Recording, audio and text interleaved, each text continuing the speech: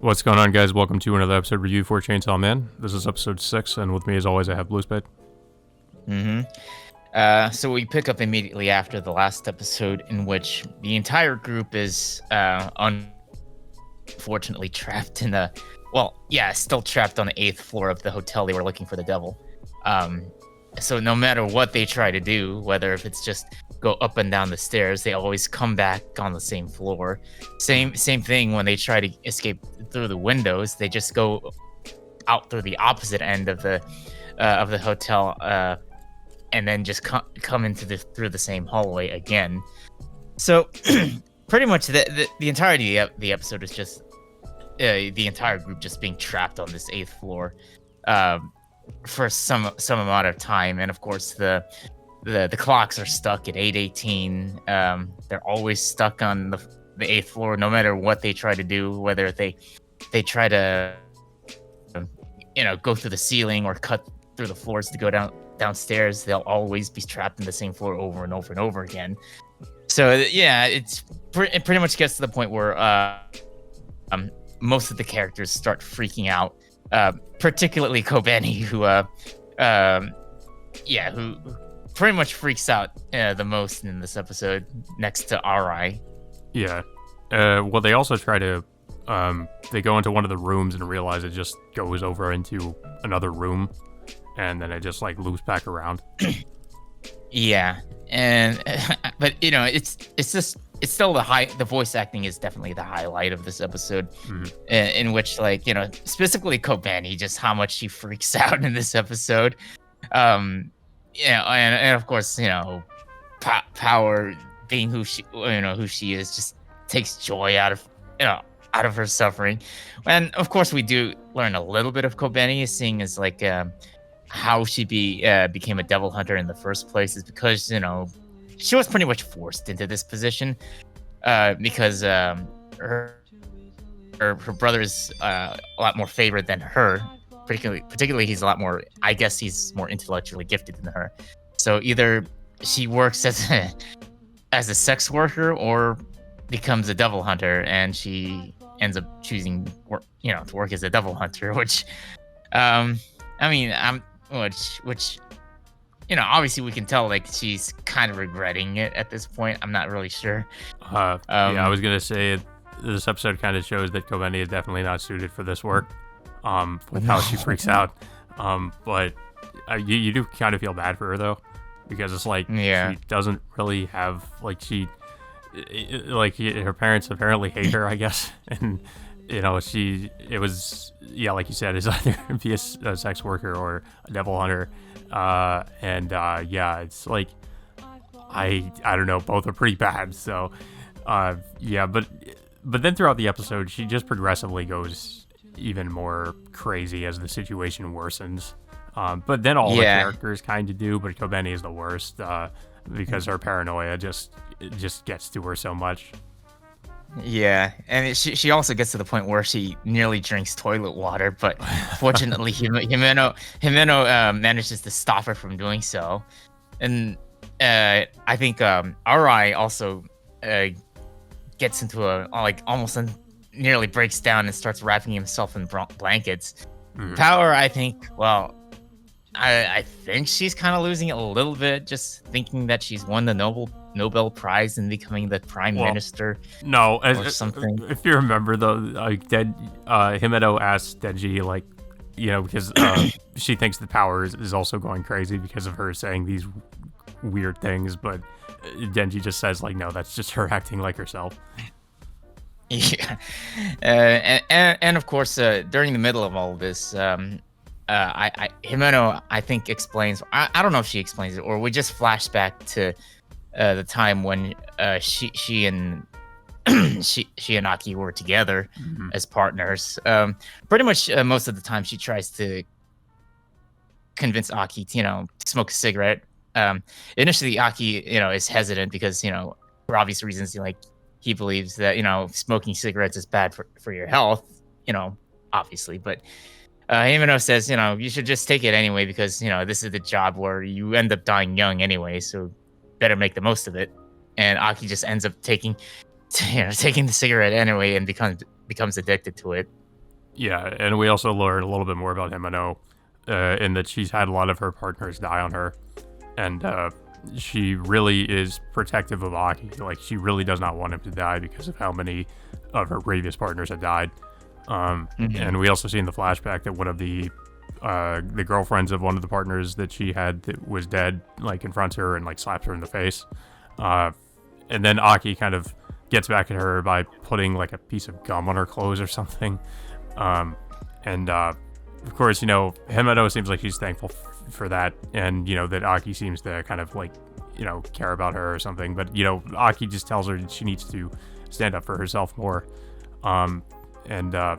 Eventually, like, Aki does start smoking cigarettes. We see in the flashback, like, he says he'll just smoke one, but of course it seems like he becomes addicted to it.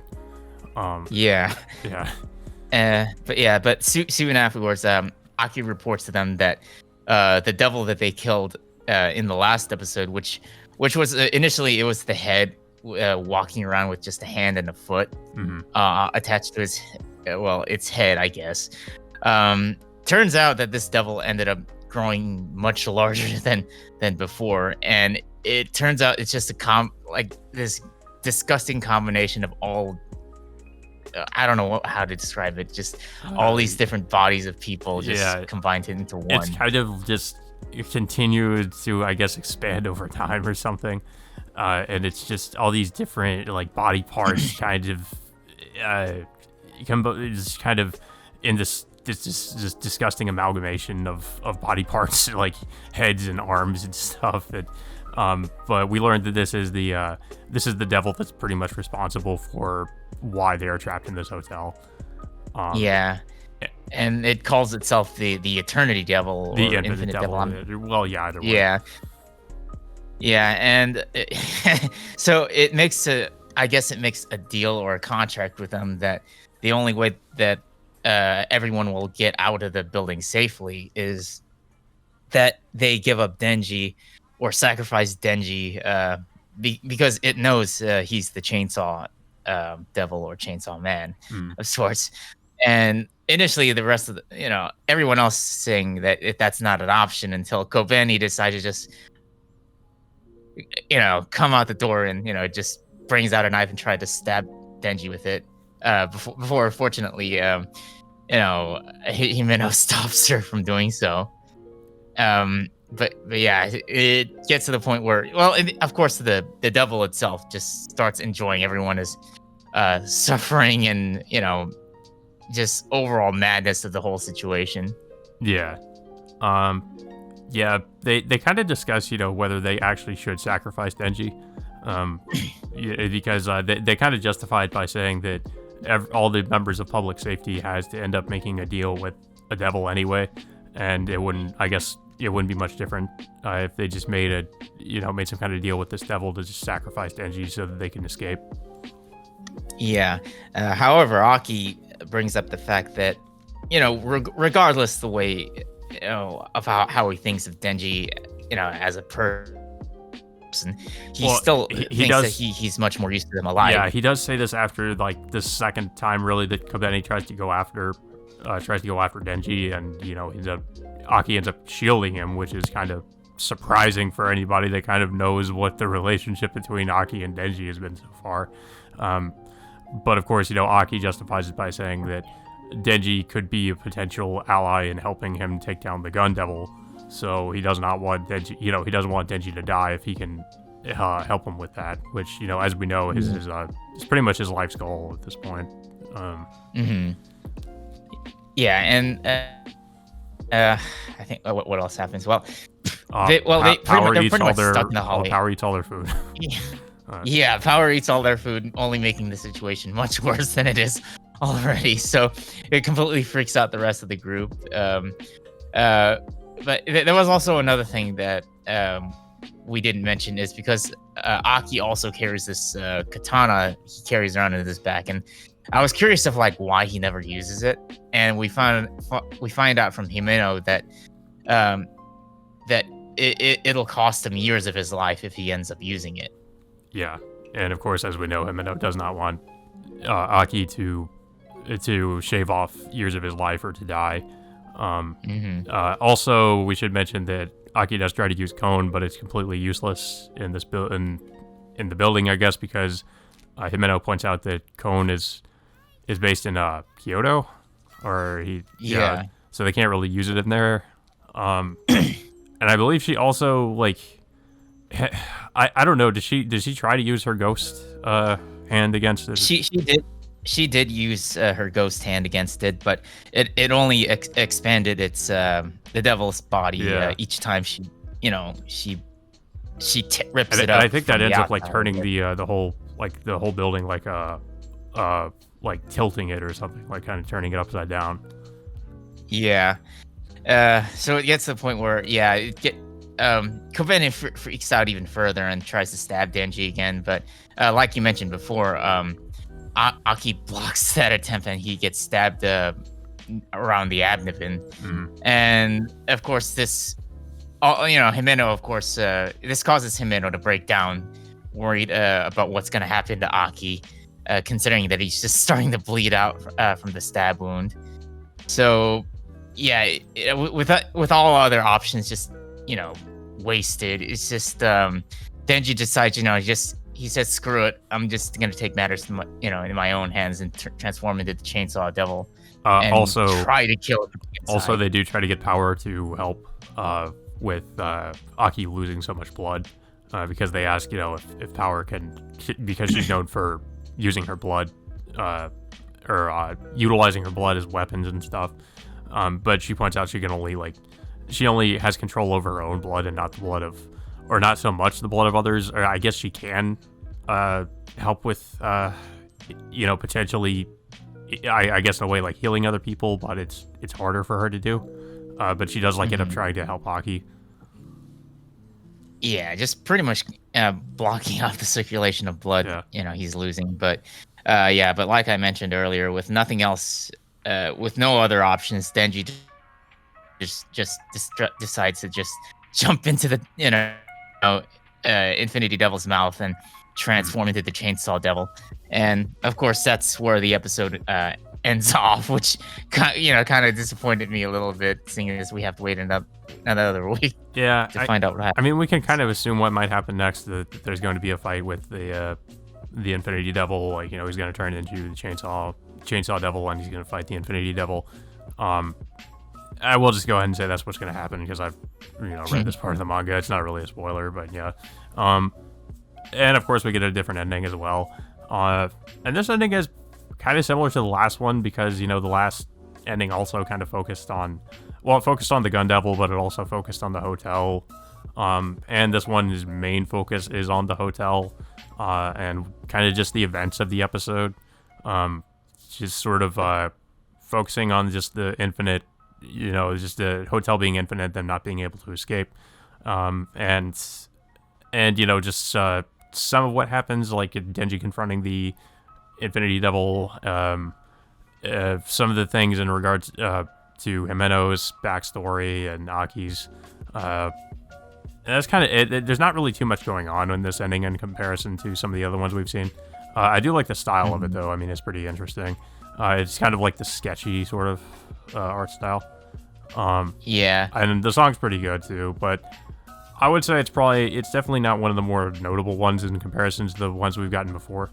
Not that it's bad, but it's I liked it, but it's not it's not as crazy, I guess, as some of the previous ones. Yeah, it's just each and every week, the new tracks kind of fit into the theme of each episode. Yeah. That they.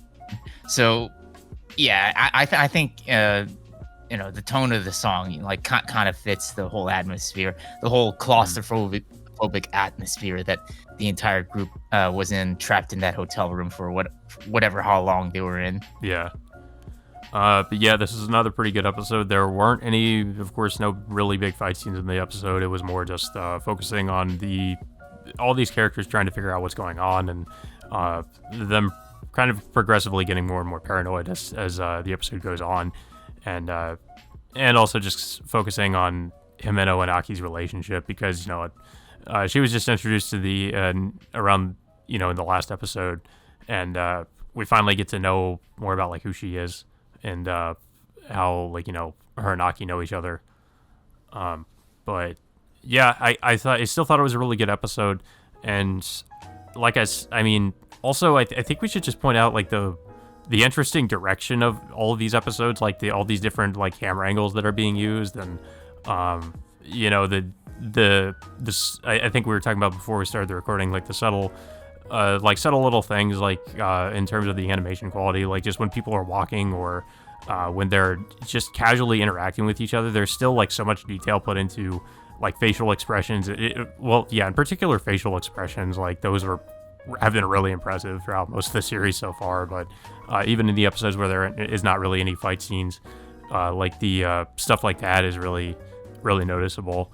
And I also, like, in regards to the camera angles, I really like some of the interesting use of camera angles. Like, for example, like, you know, when we see Aki just kind of walking around, we kind of get like almost like a bird's eye view, like we see from the ceiling, him walking, and we also see like stuff just like his shadow. Really interesting things they're doing with the camera. I just kind of noticed stuff like that. So I think that's kind of interesting how just generally just how the series has been directed. It feels like they're trying to, you know, they're trying to make it more like a movie or something, like in terms of how they're directing each episode. Yeah, it's just a lot of details being put into, you know, a lot of these episodes compared to all the other MAPPA projects. Yeah, that we've watched. I'd say there's a lot more detail in the animation than what they were putting in, I would say, Jujutsu Kaisen. Like Attack on Titan was all right, but I think the animation style more or less matches to what Studio would put out. I mean, the only times when they actually put out, like, you know, like all out in heavy amounts of animation quality is just the action sequences. But in here, it's like they just put in like more detail in their animations, their quality, and like even on the slowest of episodes, such as this one. Well, to be fair, like Attack on Titan did have moments where they definitely focused more on just the various like facial expressions and interesting like camera choices and stuff like that. Like you could still tell that was there in Attack on Titan, but I just tend to notice it more in Chainsaw Man. Yeah. But yeah, I don't really have too much else to say about the episode. It was another really good episode. Like, and I know, of course, I can confirm next week we're going to get a pretty big fight scene. So I'm interested to see how that's going to be handled. But yeah, I thought this is mostly really good for just introducing us to MNO as well as Kobeni too, because a lot of people were pointing out, like, you know, a lot of people are big fans of Kobeni, and she hasn't really had a lot of lines so far, so this is the episode where she really gets the most lines, and we actually get sort of introduced to her character. Yeah, it's definitely like an interesting well, I guess you could say it's a proper introduction to Kobeni, detailing how she is personality-wise. I do also want to point out too, like later on in the story, like, I mean, Kobeni is definitely more of a comic relief character for the most part, and I'm kind of wondering how some of the scenes like that happen later on with her are going to be handled, considering that the series is like, there's definitely comedic moments, but it seems to be going for a much more serious tone in comparison to the manga. So I'm kind of wondering how that's going to be handled. They did kind of have something like that in this episode with Kobeni just doing like the peace sign. Of course, like if you compare it to the manga, the facial expression in the manga is a little bit more ridiculous. They still try to keep the same kind of vibe in the episode, but it's not. But it's just kind of played straight. It's not like, you know, it doesn't feel out of place or anything like that. Yeah. They kind of, you know, put more detail into each scene compared to when they adapted it from the manga. But I enjoyed it. I still enjoyed it overall. Yeah, same here. But I don't really have too much else to say about it. I don't know if you have anything else to say. It was a good episode. Yeah. Even if there wasn't a lot of action, I still liked the episode's tense atmosphere and the build, you know, and the overall buildup of the paranoia of being trapped there for so long, I guess. Yeah, I did point out before we started recording this too. I didn't think about it when I read this part of the manga, but the fact that the devil. This devil is kind of like connected in a way to the building, like the building is like the body of the devil itself. and also that people can't really leave. I don't know. Like I kind of wonder if Fujimoto might have watched. If anybody's familiar with the Karno Kyokai movies, the fifth movie kind of has a very similar plot where there's it's not a hotel, but it's an apartment, and the apartment is connected to the body of like the main villain in the fifth movie, and like that idea is just kind of so unique that I'm just kind of wondering if Fujimoto might have like known about that movie, or he might have just like kind of maybe unconsciously like taken that idea from there and used it here, because it feels very similar in that regard. But yeah, just something I noticed. But yeah, I guess that all being said, guys, until next week, we will see you all next time.